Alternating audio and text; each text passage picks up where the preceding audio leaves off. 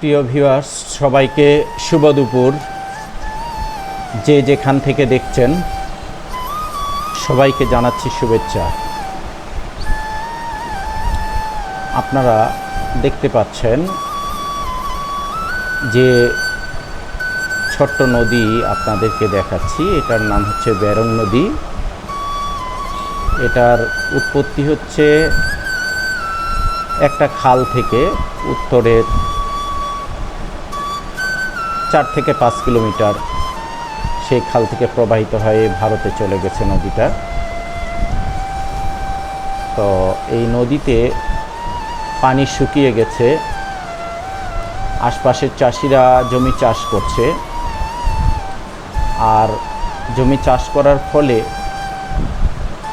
এই পানি না থাকার কারণে সেখানে ছোট মাছ, যে মাছগুলো হচ্ছে আমরা যদি বলি গোচি, পয়া, শাটি, পুঁটি, শিং, এই সকল মাছগুলো ধরছে। গ্রামের এই মাছ ধরার দৃশ্যপট আপনাদেরকে দেখার জন্যই আমি লাইভে সংযুক্ত হয়েছি।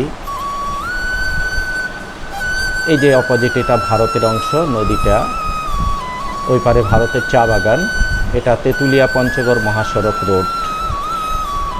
তো দৃশ্যপটটা খুবই মনোরম, যে কারণেই ভর দুপুরেই তীব্র রোদ, এই রোদের মধ্যে দাঁড়িয়েই আপনাদেরকে গ্রাম বাংলার মাছ ধরার যে দৃশ্যপট সেটা দেখার জন্যই লাইভে সংযুক্ত হয়েছি।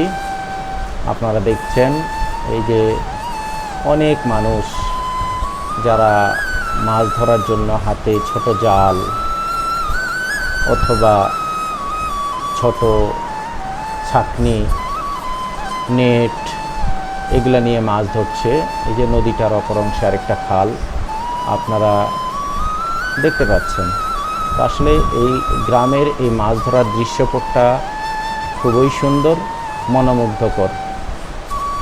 তো খুব ভালো লাগছে দেখে, আপনাদেরকে দেখার সুযোগ করে দিলাম। ভিডিওটা ভালো লাগলে লাইক, শেয়ার করবেন। সবাইকে শুভেচ্ছা।